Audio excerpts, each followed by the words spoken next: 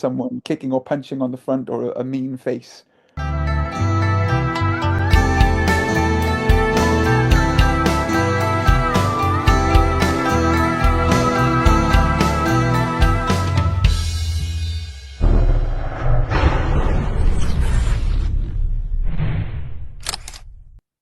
Hi, Gus. Thank you for jumping in on the podcast. I think the best question will be, what's cooking? Thanks, Les. Thanks so much for having me on. I really appreciate it. I'm a real big fan of the free content you put on, and especially like the guests you have on for your podcast and everything. So it's a real privilege to be on.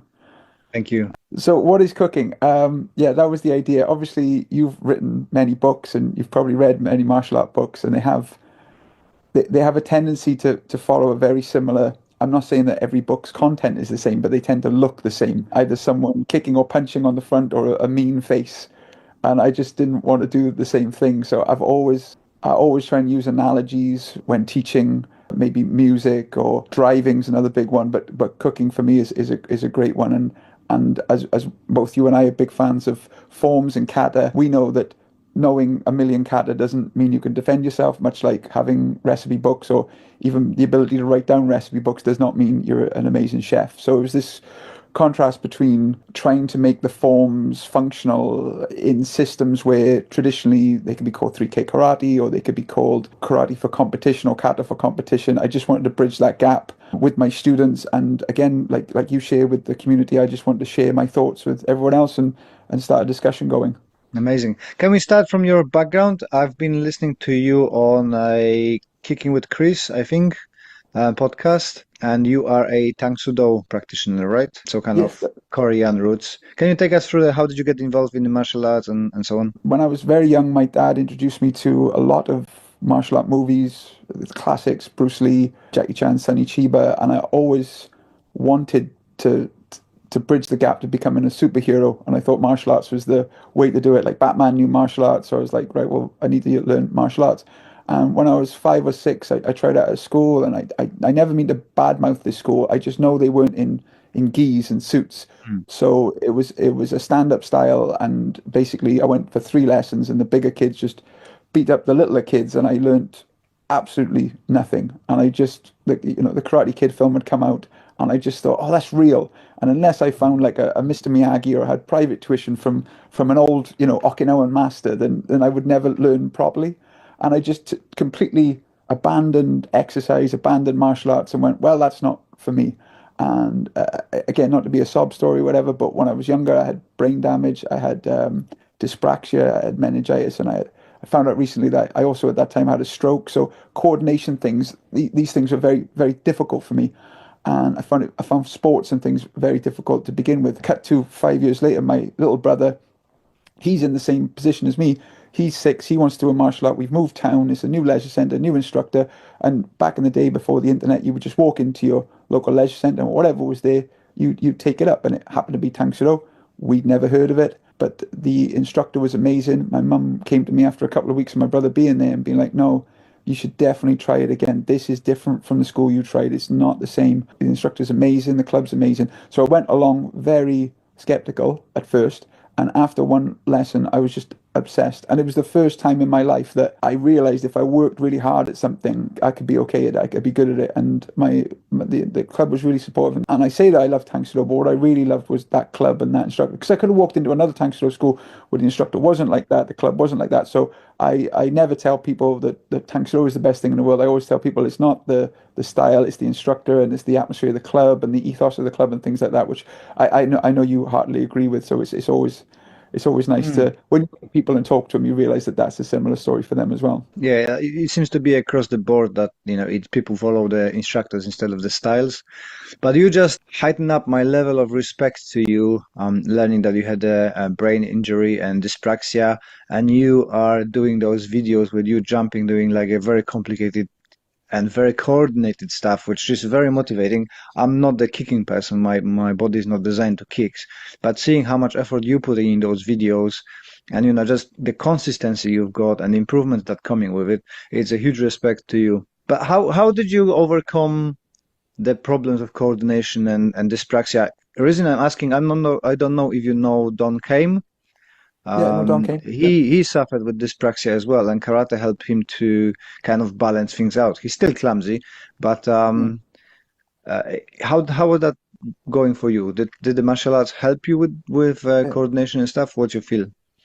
So I wasn't diagnosed with dyspraxia until I was about 12, I think, starting comprehensive school. And again, I just thought I was a clumsy child, as you know, a lot of people would say back then. And my parents took the very strong view that I should work on my coordination. So as well as doing martial arts, I was also learning how to drum, and that helped Hmm. with fine motor coordination, things like that. And I found that it would take me a lot longer to learn a skill, like a lot longer. Like I was very slow, but I found that when I did learn it, it really stuck in my head. And again, I tell all my kids that I teach that I'm not really teaching you how to punch and kick. I'm teaching you how to learn, Hmm.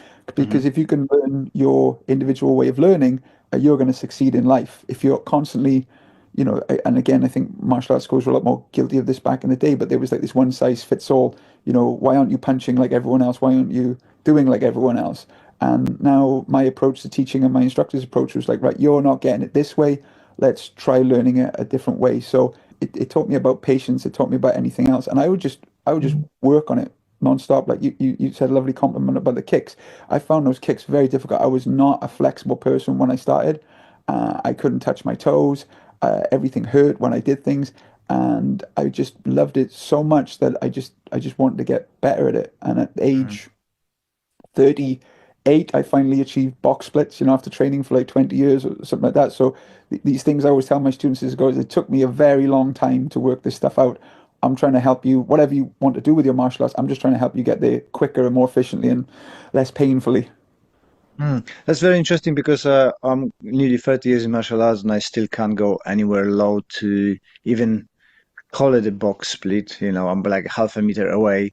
And every Yeah. time when I do a stretching routine, it's not the muscles, it's just my bones hurting. So I kind of gave up. And then one of the physicians told me that I've got the closed hips. So my Yeah. socket is very rounded and is catching it. So it's not kind of a muscles. But when I'm aging, I'm feeling that muscles start contributing to it now because they're very, very, very getting tightened. What is your routine and how often you stretching and what type of stretching do you do? PNS, you do dynamic, or what's I, your I do. what's your way? I do every kind of stretching these days. Again, when I started, and again, I keep using this like back in the day, we all did the same, but I don't know what everyone did. My experience with stretching was it was the same, similar warm up, similar stretching, and what I would call it, you're trying to do the glamorous stretches. Mm. So like, touching your toes, front splits, forward folds, and things that look good but are not balanced. Like one of the things I say about Tang Soo is like the flag and the tiger, the yum yang is like balance. So, for example, if you're lifting weights and you do your biceps, you need to do your triceps as well. Mm. And this is what I was saying. We were doing a lot of hip opening stretches, but we weren't doing the hip TLC, the things like Mm. pigeon stretch and the glute stretches. So one of the things that I started doing about 10, maybe 12 years ago is I started doing yoga because Mm. I, like you, was constantly injured. I was just injured all the time. And I would do the classes, but I'd come out like limping, or I'd even have to step to the side because I was training so hard. And I was like, I can't keep doing this. I have to fix this because I don't want to bust myself up. So about 10 years ago, I started taking the yoga seriously, and I didn't go to a class or anything. I would just watch good old YouTube videos and follow along and everything like that. And I found that I was injured a lot less. I was a lot more flexible, a lot stronger. And I found it so hard to begin with the yoga. And then from Mm. the yoga, I started looking at, like you say, PNF stretching, dynamic movements, mobility training. And now, just this morning before this interview, I do what I call loaded mobility, where Mm. I treat my stretching like weightlifting. So it's like I'm going through the range of motions. I'm doing deeper range of motions with heavier weights, longer sets, more sets. And I probably do yoga every day. And obviously, I stretch for my students. And then I'll do the loaded mobility serious about twice a week. And then once a week, I'll do like a range of kicks with very slowly with like leg weights on. So I'm Mm. going through those range of motion just so I can do it. So yeah, stretching something that the thing that people like doing the least, but I'd say out of all my training, I probably stretch the most because again, what I say to people when I'm teaching them is going, like a lot of clubs go, we do self-defense and we learn how to protect yourself, but you might go through your whole life never needing to defend yourself in that way. But you've got to live with yourself every day. You've got to get out of the bed. You've got to walk up. You don't want to stiff back and things. That's why I tell people all the time, I'm teaching you 5% probably self-defense and 95% self-preservation. You want to be able to walk down the street with not a crooked back or aching all the time. And I've said I've had very few sort of serious injuries over the last 10 years, which is really, I'm really lucky. I know that. Mhm. Funny you mentioned that because I love this. We actually been having seminar with Brian Bates Saturday, and I was explaining, breaking break falls and rolls and flexibility, and actually exactly saying the same thing that martial arts you might use, but the ability to move you're gonna use definitely every day. That's a quote from my friend, badly translated from Polish to English. But I totally agree with you. You using your body every day. You might fight on the street once in 10, 20 years, but to get up from the toilet or from the bed, you're gonna have to use it every day, right? Before we're gonna go into the book, what was the impact of martial arts on your mental health? Was it positive or how that 100%. come about? I tell people all the time, I say like everything that is good has happened in my life because of martial arts. Growing up, I had a very, I started martial arts when I was 13, so I was quite young. So growing up, I had a very happy childhood and things, but I had this very, how can I put it, like introverted existence. Like I wouldn't really have many friends and I wouldn't put myself out there. I wouldn't, like if there was a homework assignment, I try and do like the least amount of work possible to Hmm. just get it done so I could go back to whatever I was into at the time. And basically, I tell people I went to university because of martial arts. I learned how to drive because of martial arts. I was more confident. I'd stick up for myself, speak out. So it's all these what they call like secondary skills or sort of outside skills that started to grow, and especially the confidence thing. I'm always telling people that, especially for kids and people with mental health issues, that if you can be confident, if you can strive to do the things that you want to do, you'll be a lot happier. Whereas if you're scared of doing everything, if you're worried about every little thing, you've got a very sort of narrow existence where you're not even trying things. Martial arts taught me that I could try things and fail and it was okay and not to worry about what people thought of you. All these great things that I know you preach all the time and all the best martial artists do, but the martial arts for me changed the way I think and the way I handle things. Like the best thing that I tell people is that martial arts is very hard and it builds character and you don't think you're going to make it. And I say to people all the time, I go like, I feel like I can do anything because I've done this grading or I've fought 100 people in a marathon or I've, trained this long. It's so transformative. I always say to people, if I could bottle the feeling I have after a class into like a small like shot of a drink, I'd be a millionaire. Like if people could take that drink after a very good martial arts session, I could sell it just to anyone. I'd be the richest person in the world because there is no feeling that I've ever had like it, like that you feel. Hmm. It's different from exercise, it's different from anything else. And again, maybe people don't feel the same way, but that's how I feel about it. Awesome. Yeah, I think it is because you're incorporating both mind and body, and you're so occupied with not being punched in the face. There's now no room for thinking about anything else, and it just gives relief both for body and both for mind. Going into the book, where did the idea come from? Again, I was in an association that many people are into. We're saying we did the forms, you did these things called one steps, and then you did sparring, Mhm. and they wouldn't really connect with each other. And then my second instructor started to show us what the moves were. And I became fascinated with this, and I was always asking him more and more questions. I was like, "And this move, what does this move do?" And he'd tell me, and we test it out, and I go, "I love this," and I always wanted more from him. I was always asking him for more, more, more, and he kept saying, like concentrate on your basics, concentrate. I'll show you later. I'll show you later. I'll show you later. And I'd be like, "Great, I'll just keep training, and he'll show me." And then he stopped training and stopped being my instructor, and then I was lost, and I was like, "Oh, I was on this path. I was really enjoying it." And again, it feels really silly saying this now in the day we are, but even about 10 years ago when this happened, I just trained with my instructor. I cross-trained in other styles, but I never went like looking very far. I just accepted this is training, this is that. And then when he retired and I was kind of on my own, I went, I need to find more of this. And the first thing, the thing my instructor was teaching me was this thing he's called Nahanchi fighting. And that's the first thing I typed into YouTube once he retired. I was like, I need to find out someone else who does this Nahanchi fighting. And that's when I found Ian Abernathy.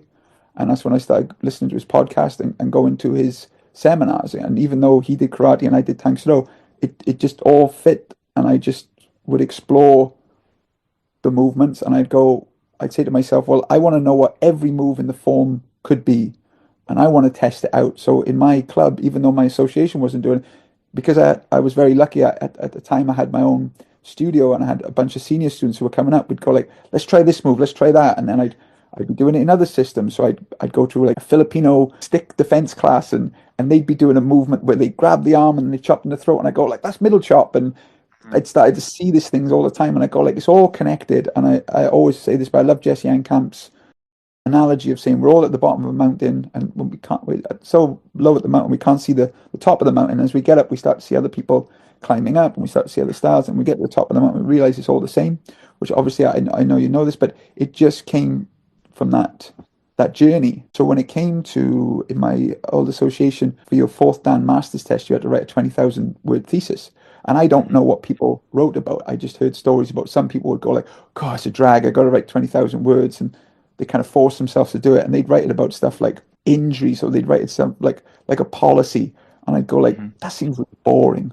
So when I wrote my thesis, I was like, "Well, let's write it on what I'd been exploring, and basically let's not do the one steps, and let's do applications based on the five peace and The safety forms, pillars. because all color belts do those forms, and they're like the building blocks of the higher forms. So I said, look, if you had every belt, you learned your form, you had like let's keep it five applications from the form, so not too many.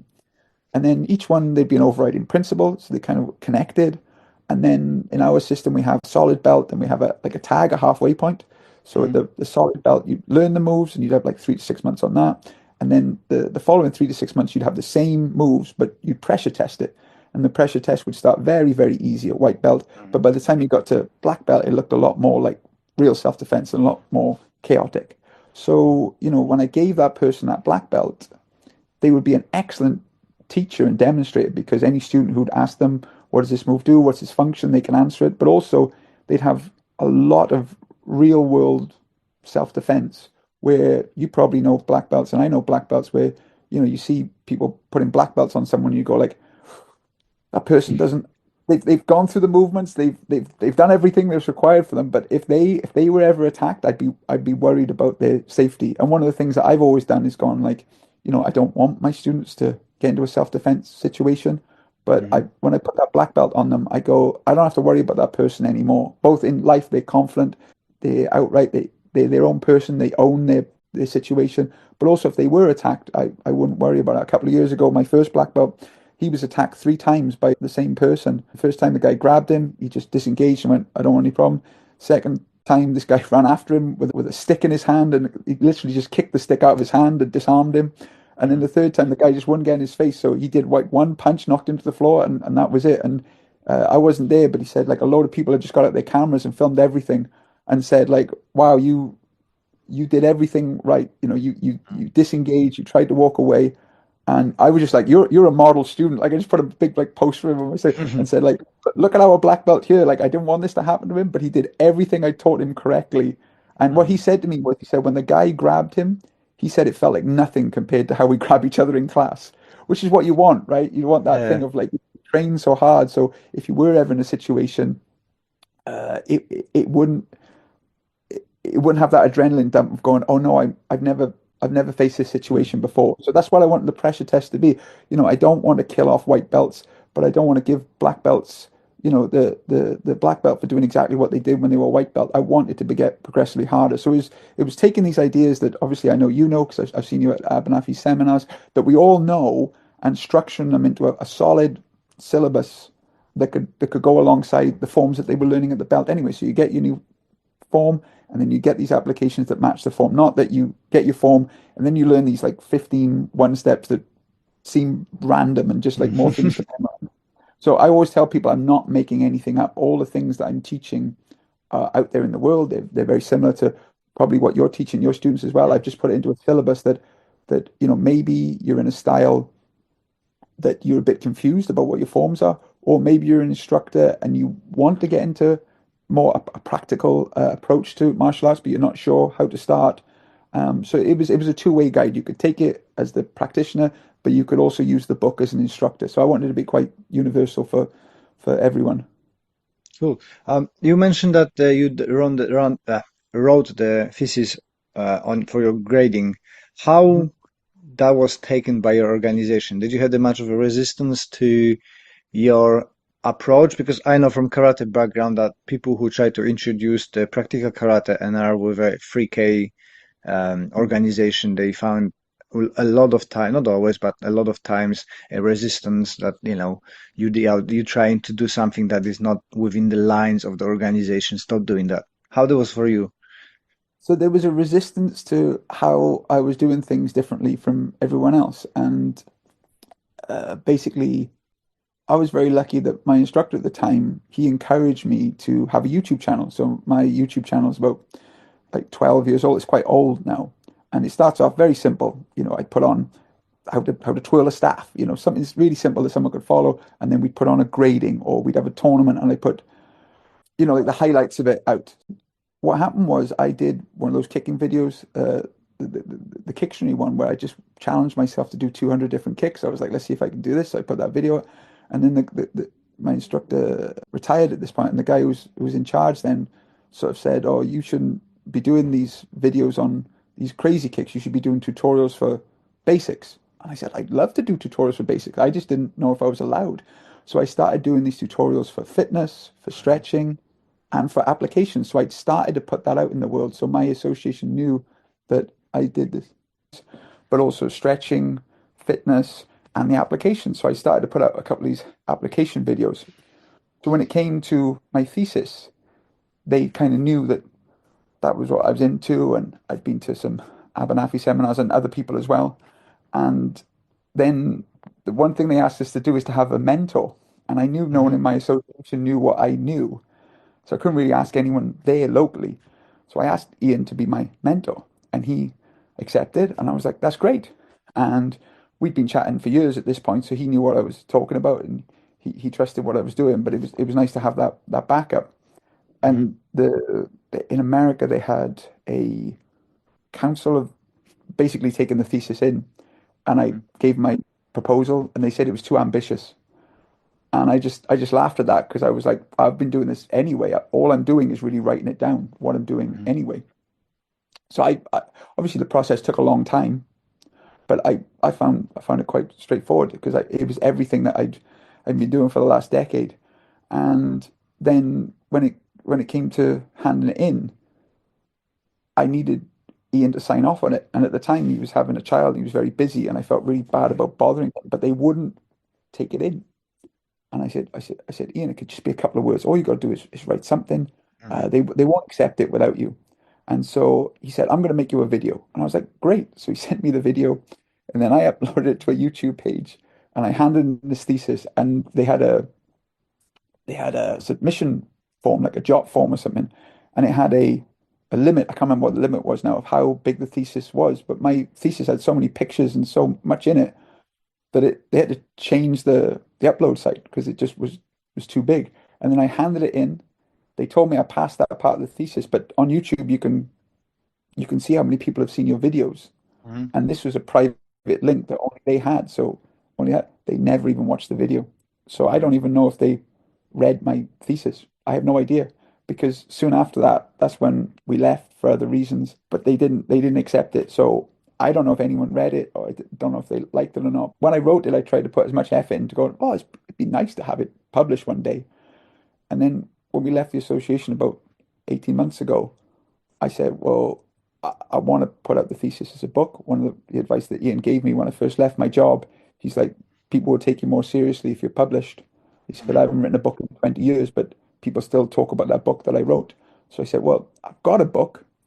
And again, I know I do a lot of work with autism. The book I want to write about is the work I do with autism. But I was like, I better write a book about my martial arts first before I do this second book. So that's the idea for the second book. And I took me a year to kind of change the audience and write it to be more universal instead of just writing it for a very specific kind of audience. So that's the long answer of did they like it or not. It was there's a lot of back and forth, but it was one of the reasons why we left because the ideas that I was having weren't meeting with my association, even though, like I was telling them, I'm doing exactly what the old masters would have done, which is to look at the form and dissect it and break it down and try and work out what it's about and use it to be practical. Awesome. Um, do you got a pictures of the techniques as well in your book, or is it just a frame, or how So did I you try structure to it? make it very, very interactive because I realize that different people learn different ways. Some people like to they read the words and then they can imagine in their head. Other people like to look at the pictures. But one of the things that I've done that other people, I haven't read every martial art book, but one of the things that I've done that people have told me is quite unique from the books they've read is every chapter has a QR code. So you can Oh, actually go to a link and watch the video to see the movements in motion. And I found it's been very useful trying to describe and get over the pressure test because, as you know, pressure tests are chaos, and you mhm. can't really show pressure tests in pictures. It would just look like chaos.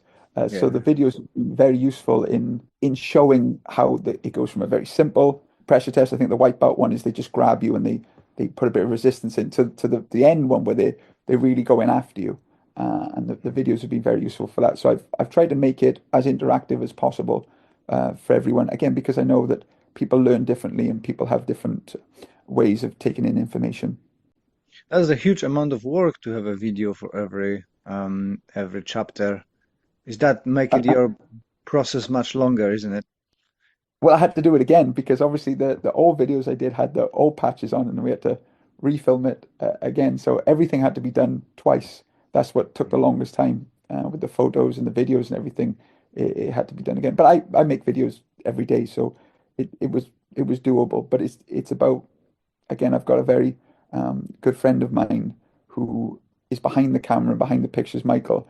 And I always say like without him being behind the camera, it would be nothing because unless it could come across clearly, and I would always ask him, I go like, does this picture look all right? Can you see what's going on? It's it's very important to have people, and I'm very lucky as well with the book.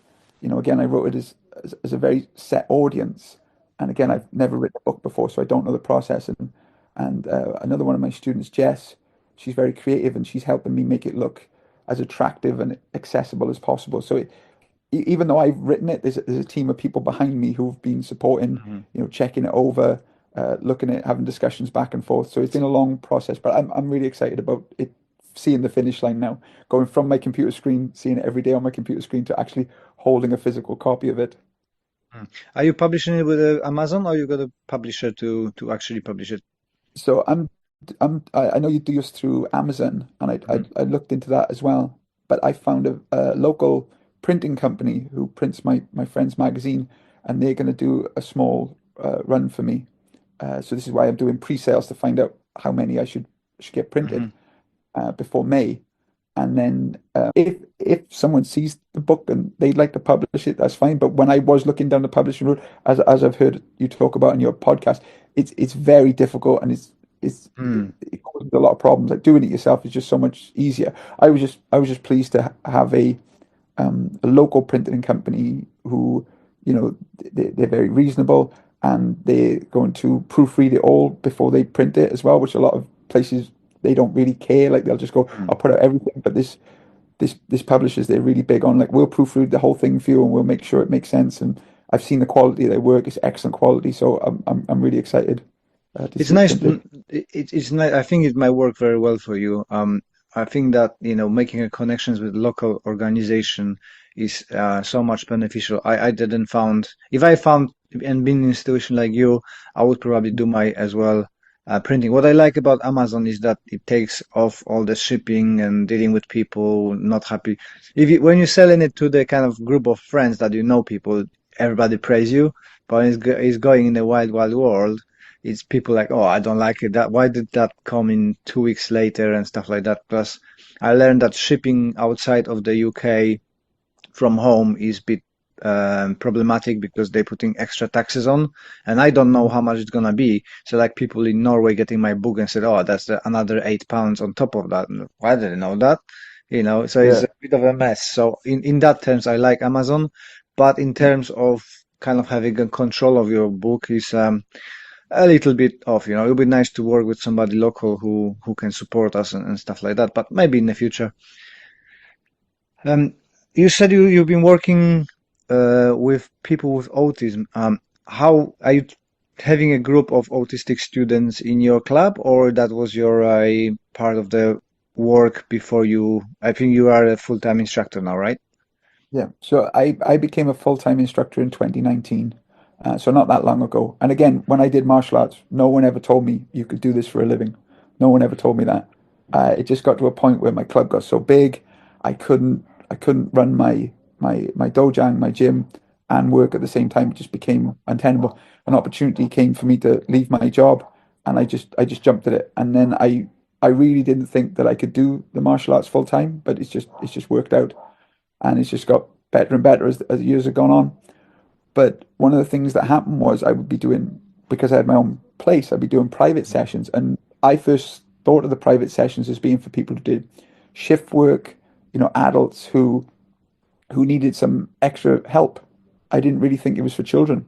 Hmm. And when I was doing my job, I only had about two or three classes a week, and everyone trained together.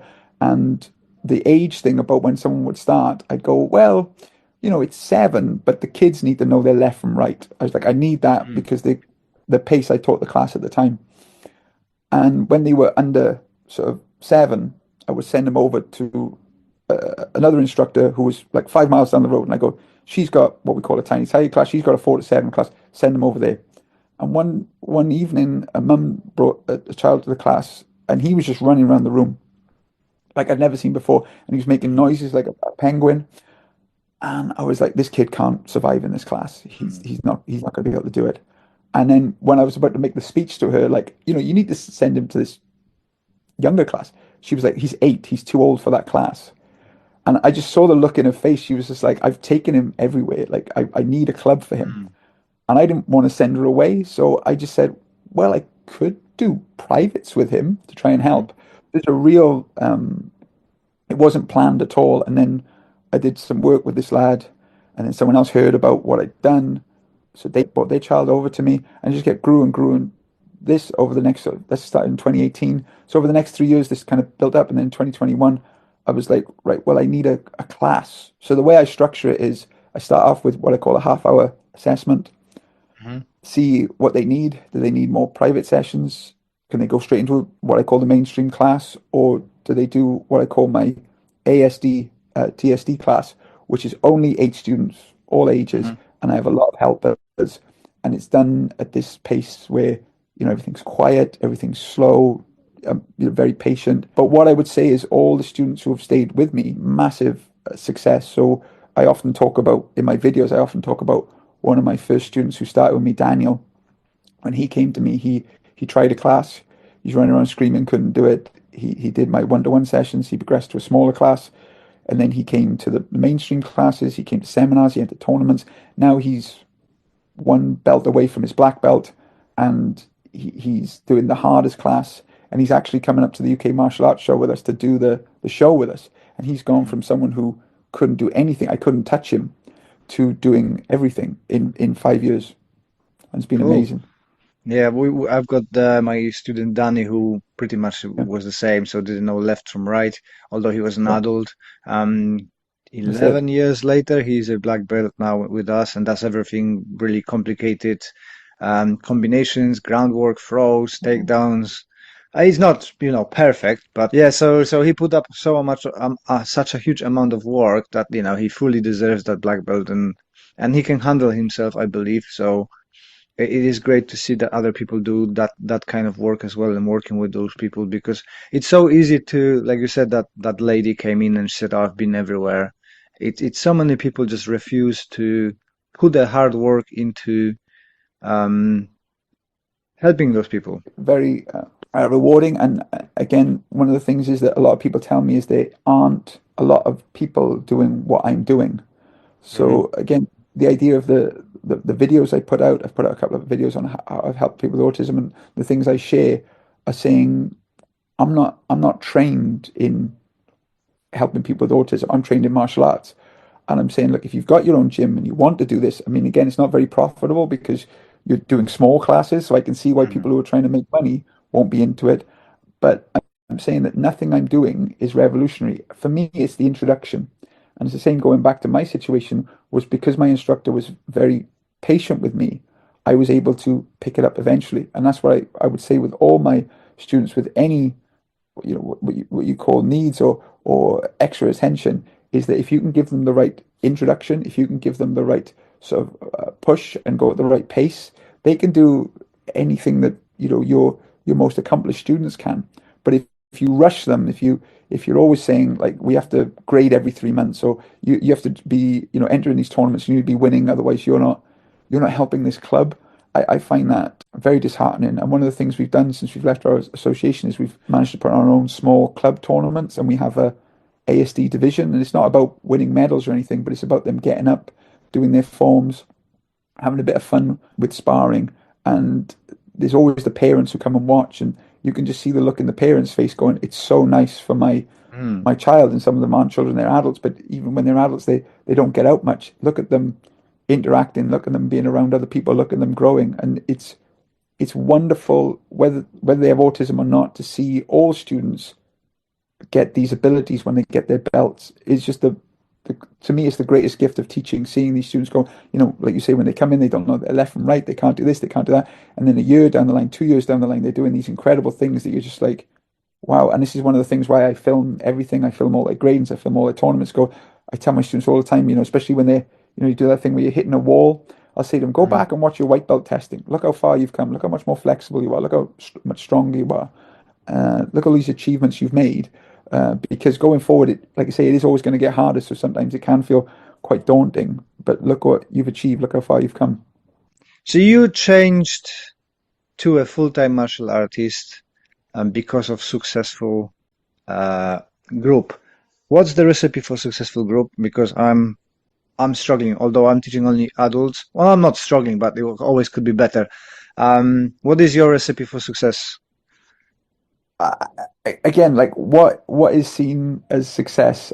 We had an American master come over last year, and he charges his students like $200 a month. Do you know what I mean? And Mm, he's looking at me going, "I'm not successful because I'm not earning a lot of money." My mm, thing is that I love martial arts, and like yourself, I want to help people. So this is why I appreciate sharing things I just need enough money to get by. I'm not mm, trying to be greedy or anything, but I see success as you see your students growing. Like you're always trying new things. It's one of the things about the book. mm, Never released a book before. This is new to me. So that's my own personal journey.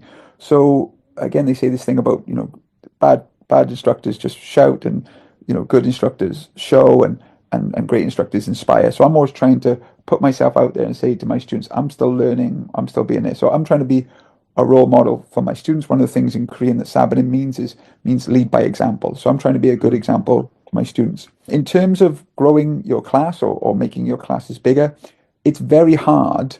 For example, tell me a number that you'd like to get for your club.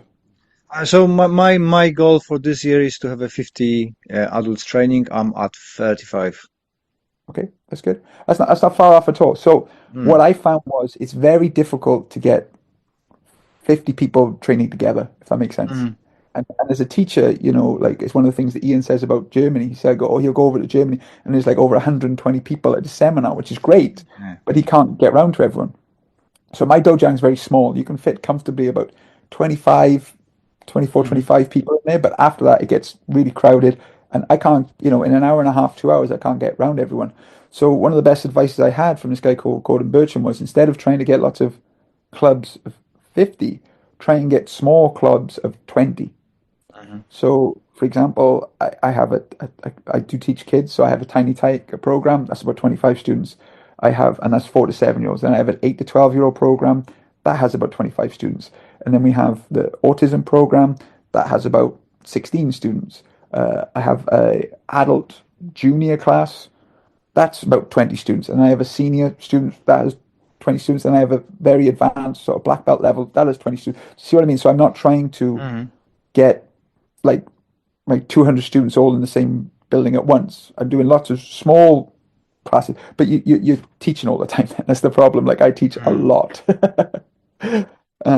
But I have instructors as well who help me. So they take classes as well. So we have about 5 instructors now, and we've just started Okay. to have our second sort of satellite club in another town. So that's just started last year, and now they have 10 students. So Mhm. it's growing small groups and then building them up. And when the group becomes too big, you go, right, well, this group's too big. We're going to do this twice a week. Um, the main thing is that especially if I find adults coming in, adults will look for any excuse not to walk through the door. So they'll say they're too old, or they say they're out of shape, Mhm. or they'll tell. So I'm always trying to take away those excuses, and I just want them to try a class. If they come in and try the class and they don't like it, they don't love it, that's fine. They've tried it. But when people tell me like, "Oh, I'm not going to give it a go," um, that's it. And one of the things that we do a lot, and I'm really proud of, is my club. What Thanks should always be is about families training together. I Mhm. always have this pitch that parents will bring their kids in and go like, look, you'll go out for your kids, like you'll go to a fun fair and the kids are having fun and you're not having fun. Or you'll take your kids out for a meal where you're having fun and they're not having fun. I was like, how many activities do you do where all of you, the whole family, are having the same amount of fun or enjoying it as much? And I say, when I have families training together, they always tell me, they say, we love training together. We love Mhm. that. So I know you like to teach adults, but maybe you could have a way of like like a day of your your adults who are training with you bring their kids with them and see what it's like because you would double your student base just the adults bringing their kids. It's just and I know as well, when Ian would talk about kids classes or probably what you think about kids classes, you just imagine kids running around the room being maniacs. But my kids classes, No, I'm well, just not yeah, into teaching kids. I don't. yeah, I think one of the reasons why I'm more into teaching elderly. So I've got several clubs like here. It's not 50 people in one club, right? We've got 15 here, 15 here, that's it. and there's loads of groups for kids. There's every karate school, every school here. We've got a karate or taekwondo or something, but there's not many things for elderly. They can come in, have a community, do some exercises. So I kind of branch out to that side because I just get on better with that group. As somebody said, I'm older inside than I look.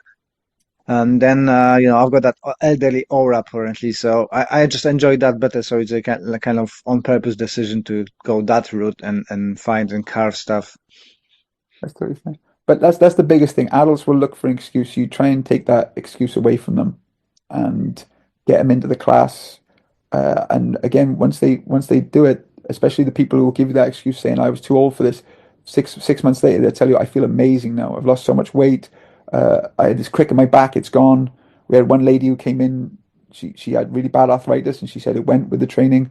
We had another guy who was like 28 stone. In 6 months, he lost 10 stone. There's so many Mm. stories I've seen of people who've come in saying that excuse to me at the start, and after they've trained for a bit, they go, I feel amazing. So I always say that martial arts brings out the kid in you anyway. I go like, Mm. like it keeps you young, it keeps you youthful, doing this thing. So again, this what you consider success is you, but I think you could easily increase from 35 to 50. That's Mm. fine. One of the things that helped us was running these 4 week courses. And again, it's because you think about like someone who's in their 40s, they come into the class, they stood next to like a 12-year-old, the 12-year-old's doing all these amazing moves and they find it Mm. really awkward. They can feel embarrassed. So one of the things we did is we started doing these 4 week courses where it was just like first week teach them how to punch, second week teach them how to kick, third Mm. week teach them how to self-defense. And the fourth week, only the fourth week did I start speaking in Korean and lining up and doing the more traditional things that maybe people are a bit hesitant to walking in. So you get them doing the impact therapy punching, you get them moving their legs, and you go, God, kicking things is fun. You show them a bit of simple self-defense, like wrist escapes and things like that. And then the fourth class, you put it all together, and you go, that's it. That's what white belts do. And then they go, oh, I can do this. And then they sign up, and then they fall in love with it. So that's another thing that I've done in the past that's really helped to get over that anxiety of going like, yeah, I don't want to come into a class and look like I don't know what I'm doing. So yeah, we're always trying to make it easy for people. We have a ladies only class. We do that as well. That's one thing we've had before is like ladies going like don't really feel comfortable working with guys, and then eventually they once they know the moves and once they know the routines, they don't care about working with guys. There's Mm. that. But there's lots of ways, but I'm happy to anything I know I'm happy to share with you. And if it works for you, that's Thank great. you. If it doesn't, no offense taken. It's just Mm. what works for me, maybe not work for someone else. How difficult it was to make that change, stepping into a being full-time instructor and losing that let's say safety net of a being employed and have that wage coming in every month, and now you don't know, tomorrow nobody might turn up and Yeah. Again, like a lot of people told me, because I was teaching in a college. I had a very stable job. I was on a very mm, good income. I could have kept doing this. But one of the things that was heartbreaking for me was I was seeing my martial arts students boom, boom, boom, boom, going up and mm, up and up. And the music students I was teaching every year it was getting worse and worse and worse. And I was going, well, what's happening? Am I a bad teacher, or is it something wrong with the structure of it? So I just wasn't enjoying teaching music anymore under the guidance they gave me. Like I love music and I love the way I was teaching it, but it was just something with the way the bureaucracy or the policies or whatever just were getting in the way. And I was like, I'm not enjoying this anymore. So I left, and a lot of people said it was a big jump, like a scary jump. Um, but again, like I told you before, that confidence mm, of believing in myself and not worrying about failing, I was like, well, I can always get a job again. If it doesn't work out, I can always get a job again. mm, I put things in place. But and obviously 6 months after I started full time, we had lockdown, so that was even mm, scarier. So I had that as well. But the idea is I've always believed that what I'm doing is the right thing. I've always believed that and again, it comes back so cheesy. It's from like the Field of Dreams for whatever. If you build it, they will come. mm, Like if I believe it and I'm putting it out there and I'm putting myself out there, that other people will see what I see, and they'll want to join this community. And I'm so lucky. And again, you're probably lucky as well that the people who train with you are the nicest people, and the people you mm, meet in seminars are the nicest people. And I just tell to all my kids when I teach them, I go like, wouldn't the world be a much better place if we were all nice people? It's just like if martial arts can turn you into a nice person, if martial arts can turn you into a friendly person, then martial arts is the most important thing, and then that's worth doing. So I think my success comes from my unbelievable naivety in the world of how I see it and everything. And I just want everyone to get on and have fun and punch each other, punch and kick each other, and show that they love and respect for that. So that's what I've done. It was very, very scary leaving my job, but after, like now, I don't even remember working in that place. It seems like another person worked there. I mm, can't imagine doing anything else. But I'm always really glad I had what we call a proper job, or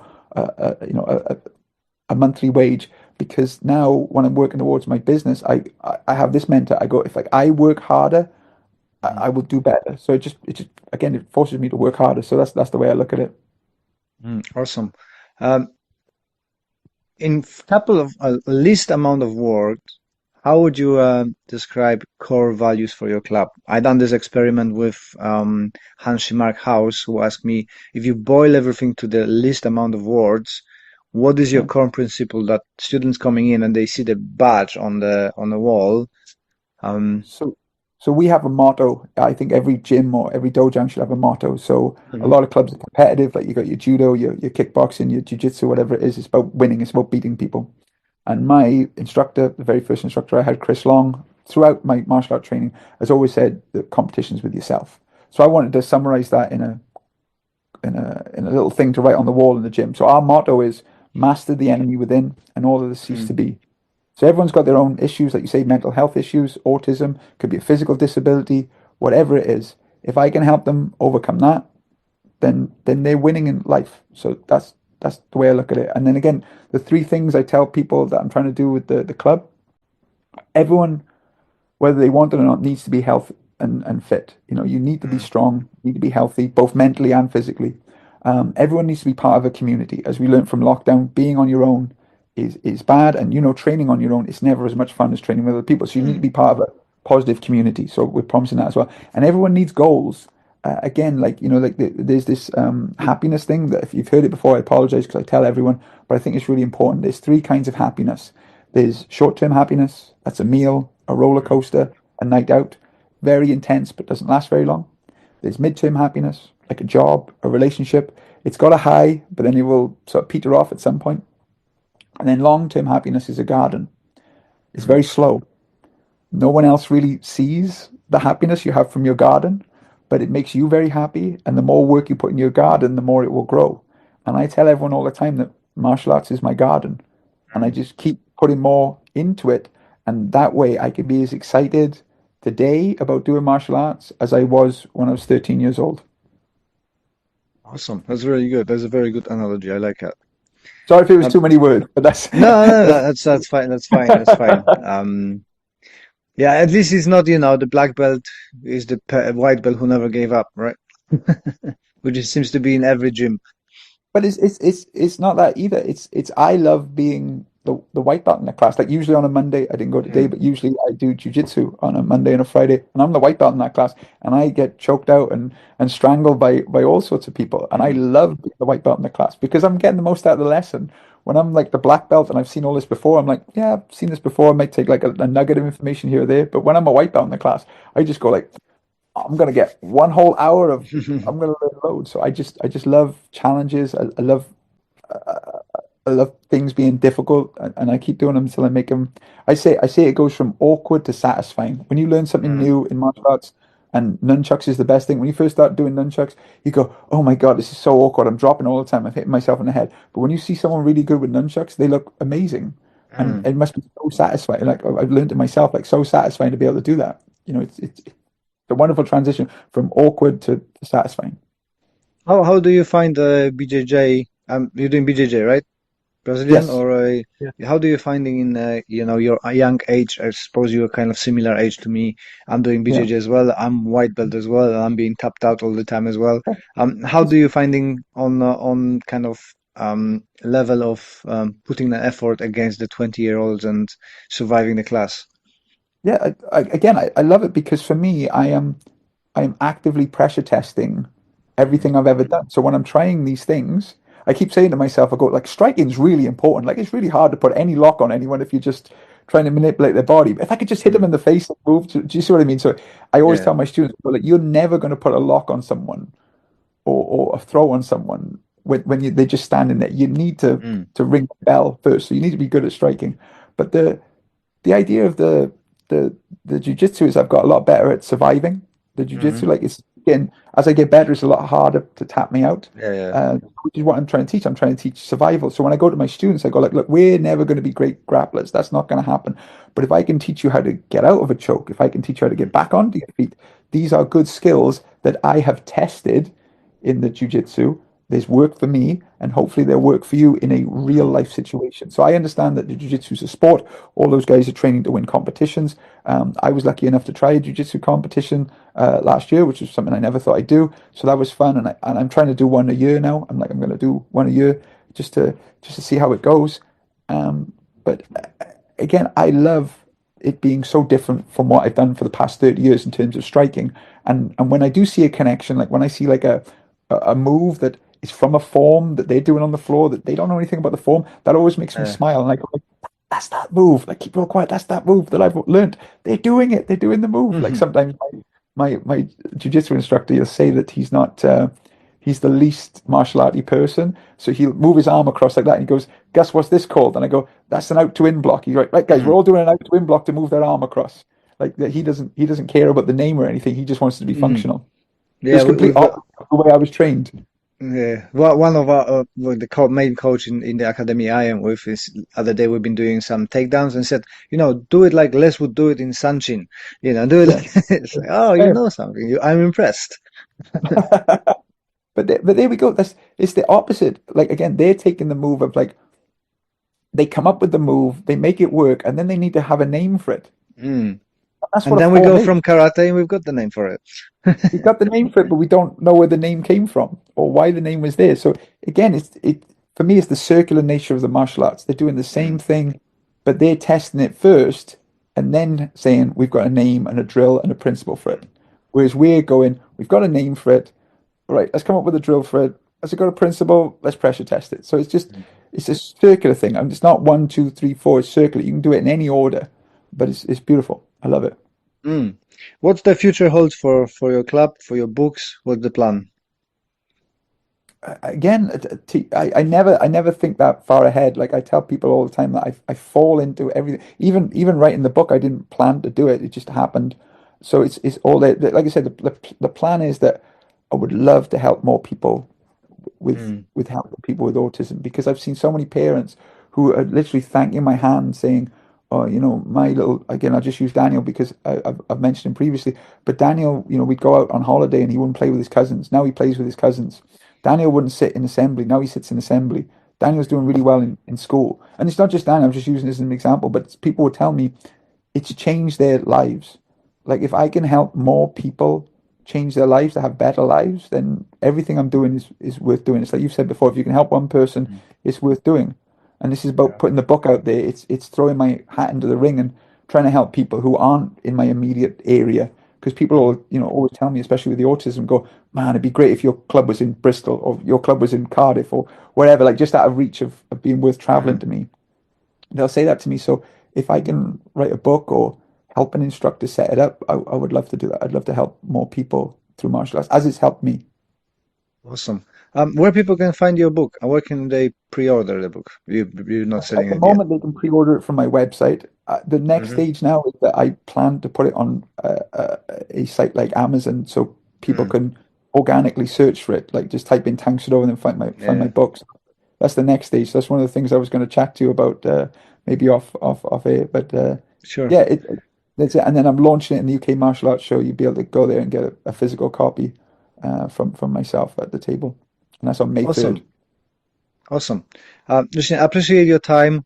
Let's wrap it up and we can chat about the book stuff of the show. But thank you for your time and I hope that book gonna be a huge success.